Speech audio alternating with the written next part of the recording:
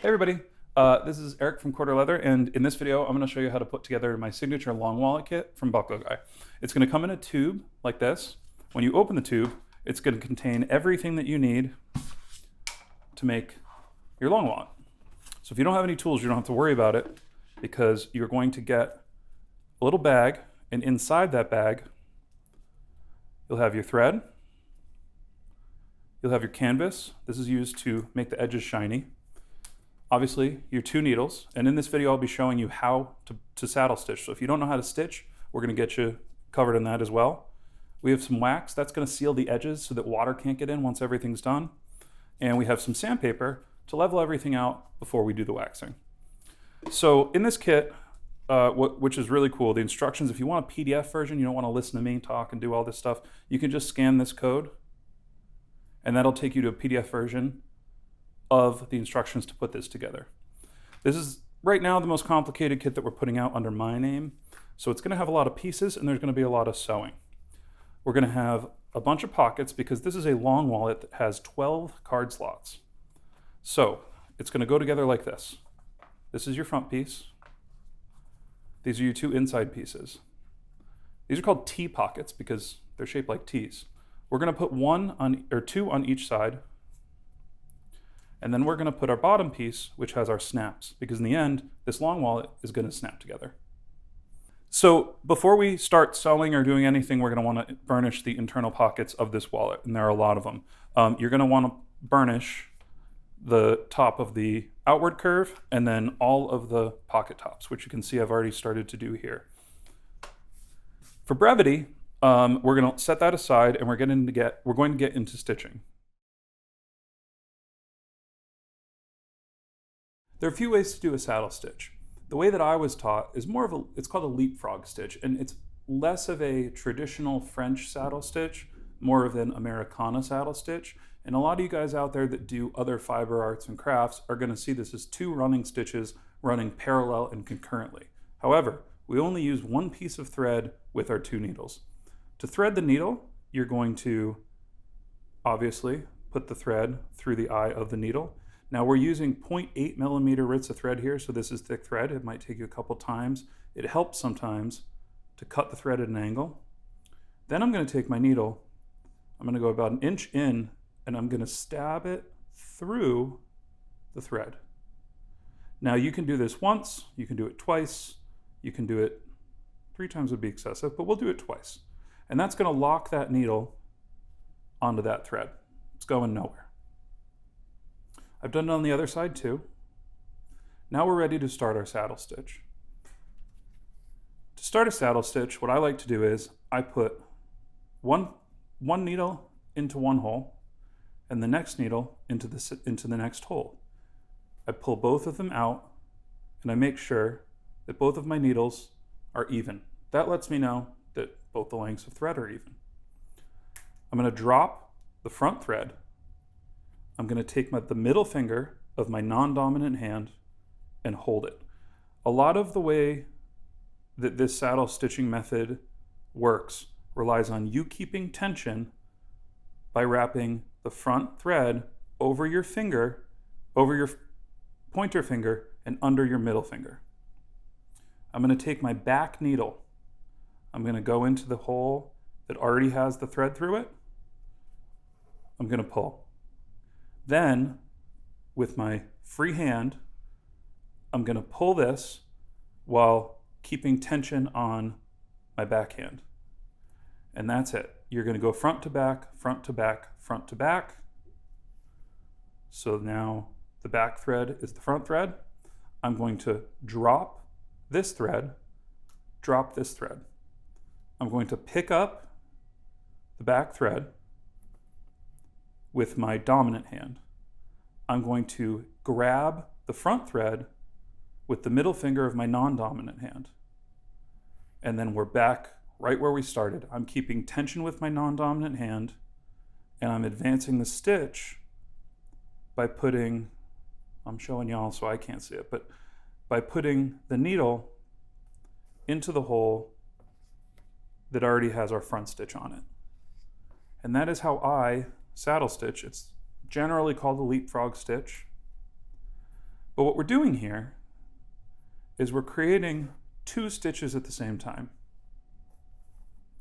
What that means is that should this stitch break, one of these stitches, should one of these stitches break,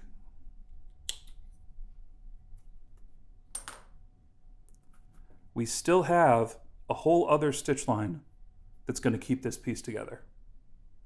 And that's how you saddle stitch.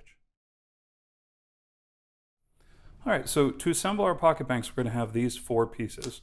We have 2 T-pockets that look the same, but they're actually not. You can see the one with 4 markings on it has extra holes than the one with 3 markings, and that's because it sits lower on the pocket bank, and this entire stitch line is how you're going to separate your cards. So the first thing we need to do is we're basically starting from the bottom and building up. Because we only have a limited amount of thread, and now I would always recommend buying an extra spool of thread, just because, not because this doesn't include enough thread, but it's just nice to have a little extra thread in case you want to double stitch something or you want to redo something and you don't have to reuse your thread. But this does come with more than enough thread to put the entire kit together.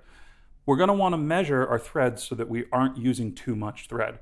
And the general rule is about 2.5 to 3 times the stitch line that you're doing, because you have to remember you have a thickness that you're sewing through here. So you're not only using thread horizontally, you're using it vertically too. And this is 3 to 4 ounce leather. So we're sewing through 6 to 8 ounce leather, which is probably close to a millimeter thick. It's not thin stuff. Well, it's actually probably much thicker than that, right? So we have to take that into account. So I'm going to do a heavy 2.5, probably closer to 3. So that's 1, 2, 3. And I'm going to use these clippers now. When you go to purchase one of these kits, you can choose your thread color, your leather type, and you can choose to include a burnisher and a thread snipper. If you don't have a pair of scissors at home, these are awesome to use, especially for this kind of work. If you have a pair of scissors at home, you can just use those. And the kit comes with cloth, but if you're going to use like Tokonol or gum trag or something like that, you might choose to include the wooden burnisher. That's a more traditional way of doing things. So I'm going to thread my needles like we just showed you, and I'm going to sew this whole line. It doesn't really matter what side you start on and end on. I believe the instructions say to start on the left and sew left to right. But if you're left-handed, you can sew right to left. So I'm going to hold my side facing towards me, and I'm going to sew from left to right like the instructions say. So all we have to do is line up the holes. Now, if you want, I don't have it on hand, but if you want, you can use alligator clips to just hold the little T-square pocket things. And that will kind of help you if you're not used to saddle stitching. I am not using a stitching pony. If you want to purchase a stitching pony, you can do that, and this will go together traditional leatherwork style and a stitching pony. If you want to glue, put a little bit of glue above the stitch line on each of these pieces and glue them down before you stitch them, you can do that as well. I'm showing you how to make this as bare bones as possible. You just buy the kit, you don't have any other stuff. This is how it's going to go together. So I've accidentally sized my thread too short. I'm going to show you how to fix it. First thing we're going to do is we're going to clip off our needles. You can see you almost don't want to go this far, because then if I had gone back to like here, I wouldn't have to cut off the needles. But I didn't, so now I do. We're going to take the needles, take the little pieces of thread out, and we're going to put them through the stitching holes like this. Then we're going to thread the needle while it's in the wallet.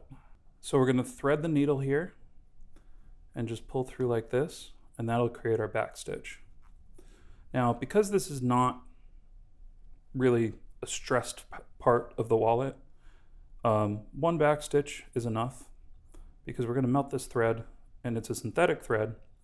So once it melts in, it's really not going to go anywhere, and we have a ton of stitching. This is a much longer stitch line than a lot of the big brands would do on a long wallet. So once I have the back stitch through, I'm just going to clip this. I'm going to take my lighter and I'm going to melt these ends.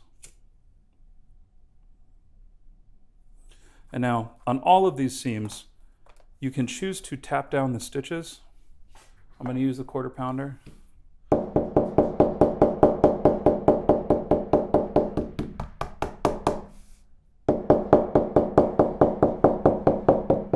And what that's going to do is, when you lay another piece of leather on top of it, you're less likely to see the stitch line come through.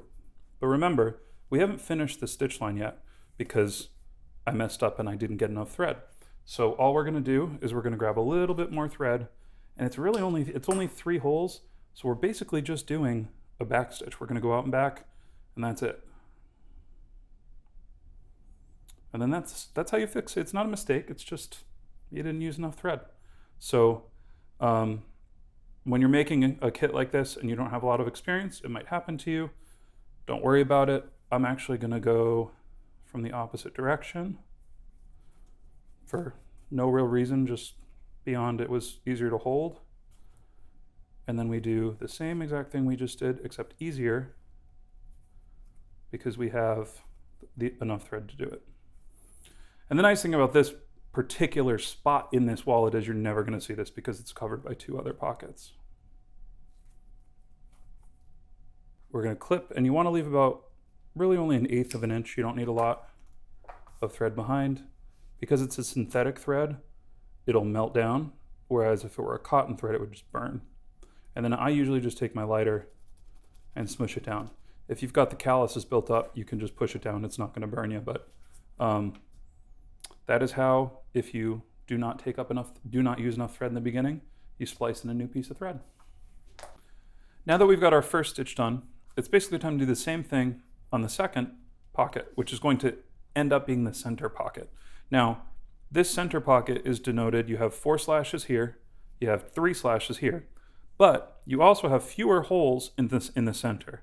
Now, these center holes are, I probably already said this, but these center holes are going to create 2 pockets so that we can have 6 pockets total on this side of the wallet, which is the same as the other side of the wallet.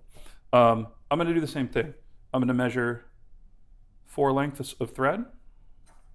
1, 2, and don't be afraid to make them healthy lengths. You don't want to run out of thread like we did on the first one.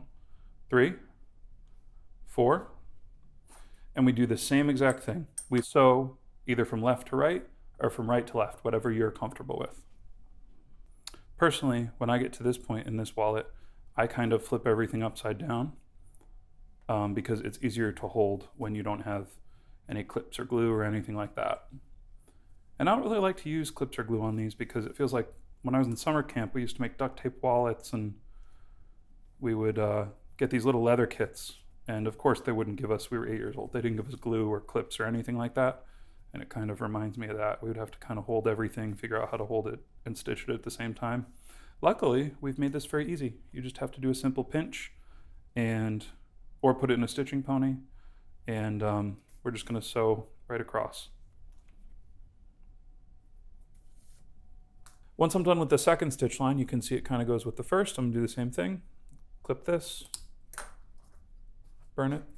Now, if you don't have a lighter, you can use one of those thread zappy things. That works too. I just grew up on lighters, so I always use a lighter to melt the thread. Now, the last step. We're going to take our bottom pocket, and this bottom pocket is going to do 2 things. It's going to provide us with 2 extra card slots, but it also has preset solid brass hardware that is going to match up with, kind of using a Rachel Ray move here. This is the side that I've already finished.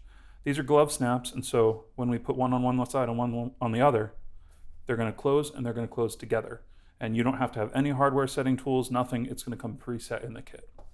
So on this one, because it's a lot of layers, I'm going to go all the way down here to the bottom, and I'm going to do 4 lengths that way because I don't want to get stuck in the position that I was having to graft on this specific piece, because this is the piece you're going to see when you open the wallet, and having a bunch of back stitches probably isn't going to be a great look. Now you can start stitching from the bottom or the top, but on a piece like this, I like to start stitching on the top. We're using 0.08 Ritz of thread in this kit, and that's a pretty heavy thread. So if I were to back stitch on a single layer of 3 to 4 ounce leather, it would look a little strange, but it would also, you risk kind of wrinkling the leather. It's kind of hard to explain. So I'm gonna start at the top so I get nice smooth stitches. And I don't even need to hold that right now. I just need to remember to put it in when it's time. And with the kit, everything's cut for you, so everything lines up nicely. And you can see as we start to go through the pockets that we just installed, we're going to start attaching those and creating our card slots. And you can see with that first stitch there, that creates our first card slot, and we'll just go right down. Now, if you want to do a double stitch here, some people like doing that because it's a stress point. You can do that. Just make sure that your stitches are laying directly next to each other. They're not crossing over, because if they cross over, that creates a high spot.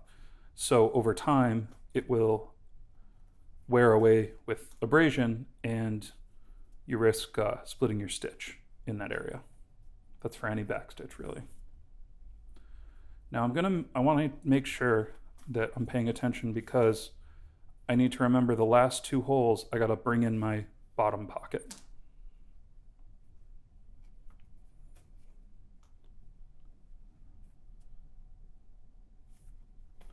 Now to bring in that bottom pocket is super simple. And again, I want to reiterate, if you want to use glue, if you want to use Ted's tape, if you want to use anything like that, you absolutely can. But I want to show you how to do this as bare bones as possible. We have 2 stitches left. We have 2 stitches on our bottom pocket to cover up all of our T-pocket stuff going on underneath there. I'm just going to use my finger as a little clamp, sew that in.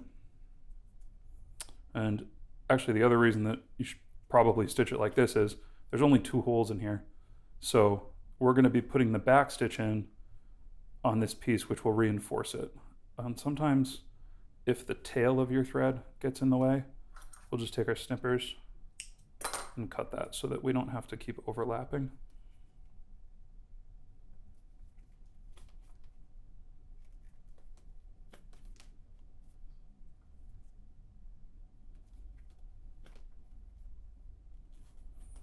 Now I usually backstitch 3. You can backstitch 2. You don't have to backstitch 3, but I like 3. I think odd numbers always look a little more balanced when it comes to this stuff than even numbers do. So that's pretty much it. We're just going to clip and burn this, and we have a whole side done.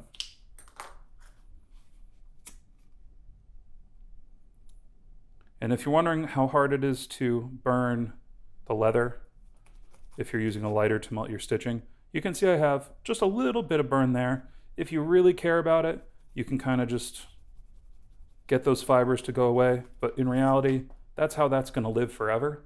No one's ever going to see it, so I don't worry about it. Now it's time to assemble the whole wallet. All right, I'm going to cooking show this and have the other one that I finished off camera. And you can see now that we're almost done building our full wallet. What we need to do now is attach the pocket banks to the outer shell.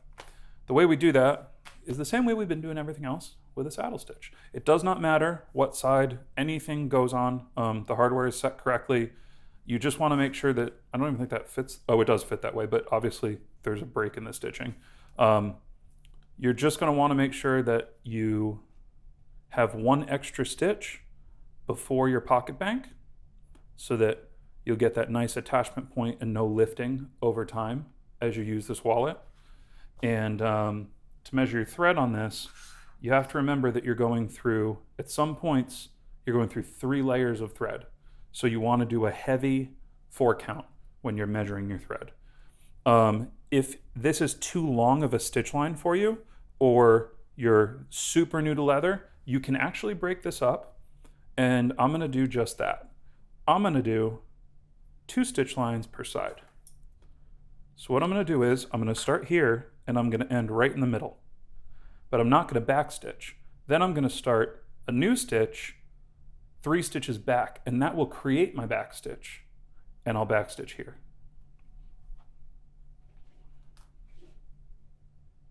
Now keep in mind the alternative is just sew around the whole thing. That's the easier way to do it.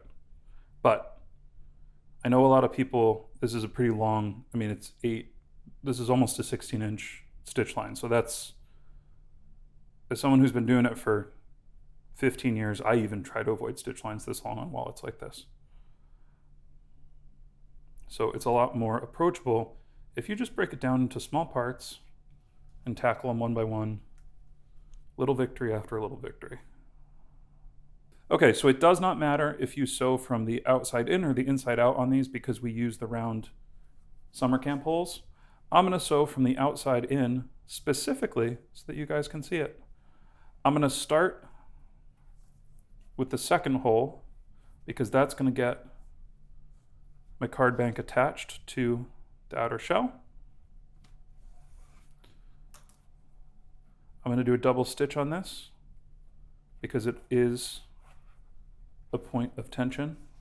Now the double stitches aren't fully necessary, and I have tested this, but just to be sure, we're going to do it anyway. I also think it just looks cool. Oh, I can't see now that I'm facing you guys instead of me. There we go. We want to make sure our double stitch is stacked and not crossing over, which it is, so we're good. Now, this can be very, not confusing, but a little tough to wrap your head around because you have 3 layers, but one of the layers is 3 layers on its own. So what I like to do is, I just like to go slowly, let these guys flop around, let them do whatever they want. Just focus on that first T-pocket. We're just gonna get that one in. And then, once it's time to go to the second T-pocket, we're gonna pull that one in.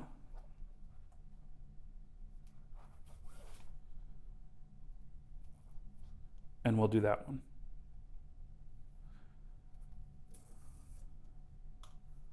And this is actually, I remember when I was starting, rock climbing gyms were getting really popular. And a few of my friends started rock climbing on these indoor gyms. And they said to me, we call it living a 3-foot life. They say, live a 3-foot life. You can only affect what you can touch when you're rock climbing. And that's why it's freeing and therapeutic and stuff. And with leatherwork, a lot of the times when you walk into a project like this, it's kind of the same thing. There's gonna be no way for you to hold this. So just let it flop around until you're ready and you're close enough to grab it. And now we can sew it into our wallet. The one thing that's important about this, and I'm gonna be able to show you in a second, is that you wanna make sure that nothing is overlapping. That's the reason that we make T-pockets in Leathercraft. So I should be able to show you, and I think we can get a good tight shot on it. If you see here, our 3 pockets are all in a row, but nothing is overlapping. So now all we're gonna do is I'm gonna sew around here, stop in the middle, then I'm gonna get myself another section of thread and finish the same exact way on this side. I will show you, you guys have seen me sew plenty of this video. I'm gonna get to here and show you how I do the thread switch, and then I'll show you how I close it out, and we should be good to go. Once we get to the middle, since this is a little bit too much for me, I am going to take my needle, and you can see I'm using my center line here as an indicator. I wanna go a little bit past it because we're gonna start our new stitch line over here. So we want the double stitch to be centered on this line. I'm gonna take my needle and I'm gonna clip this. Now this one's a little scary, but you can do it, I promise. If you have a thread zapper, now's the time to use it. If you don't, you're gonna take your lighter, you're gonna pretend you're at a Poison concert in the 80s, and you're gonna keep that lighter on, but you're just gonna kiss it. and then come back. Kiss it and come back. And we're doing this because we don't want to burn the leather, but we do want to melt the thread. And now remember too, the hottest point of this flame on any Bic lighter or anything is going to be at the base where it's blue. So if you hit this with this top part, it's not going to be as hot. So now we're going to rethread, and we're going to go over some of the stitching we just did to lock that line in, and we'll be good to go to finish this side of the wallet. All right, so I'm going to start about here. And now the most important thing with this is that it's got to look pretty on both sides, which means that I'm going to use my thumb and I'm going to push this all the way over and then pull both at the same time. And that will stack the stitch so that it doesn't cross over. We have to do that 3 or 4 times. Now, once you get the hang of it, and with the kits, it's really nice because the holes are a little bit bigger. So you have that chance. You can see how I just kind of naturally did it just with my thumb quickly, and everything is stacking. Nothing is crossing over. I will say it is optimal to do this in one stitch line, but I understand that not everyone has been doing leatherwork for 15 years. So you should have an option if you want to do it. If you want to break it up into smaller, more manageable sections, this is how you would do that. And you can see we have a little bit of a loose stitch here, but this is going to close that up and it's going to provide us with our back stitch. So now this stitch is locked in because this is waxed thread. So that wax, it may wear off on the top over time, but it's always going to be waxed in the middle of this. It's always going to be locked in. So you don't have to worry about it coming out. And it's a saddle stitch, so if it comes out, you can repair it really easily. And I think that's one important thing about these kits, is that we built these kits to last a lifetime, but we did that by making them easily repairable. Anybody that tells you that a piece of leather, a leather good is going to last a lifetime without repair is probably not correct. But with these, you're going to learn the skills that if you use this for 15 years and a thread breaks, you can come back to Buckleguy, because they'll still be around, order a spool of thread and repair your own wallet, and use it for another 15 years, which is really cool. And here we go. So I've sewn around the second side all in one stitch. And for me, it was a little bit easier, but it can get a little confusing because you have a lot of thread to take care of. I'm gonna make my back stitch on the inside of the wallet. And that's for 2 reasons. Number one, obviously, it's the inside of the wallet, so you're gonna see it less. But the other reason is the outside, and I just burned it a little bit, that's okay. The inside of the wallet, right? So I have this burn. As I slide cards in and out of this pocket, this natural veg tan is gonna wear, and that's gonna wear into the wallet. So it's gonna not go away, but it's gonna become part of what this wallet looks like, right?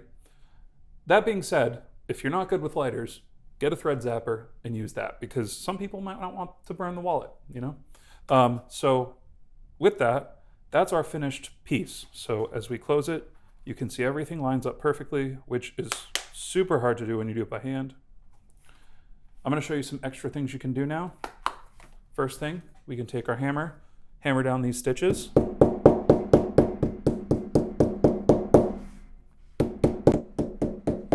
And you can use any hammer you have at home that has sort of a nice flat face.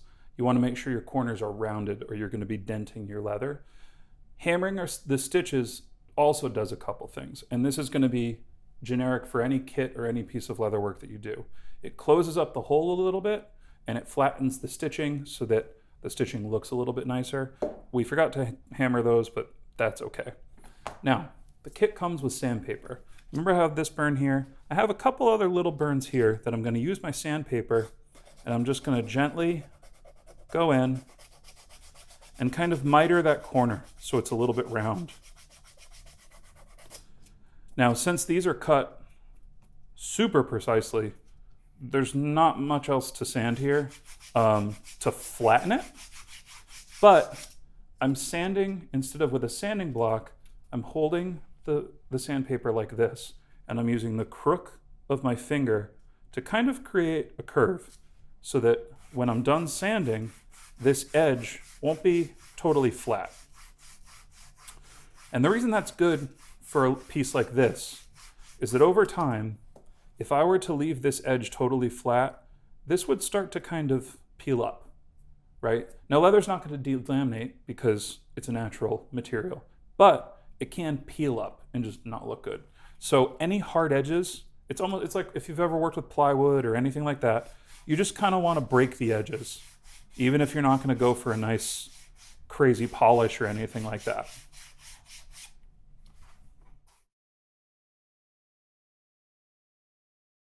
If you want to get a little fancy in either a kit or any leather piece you're making, you can burnish the edges.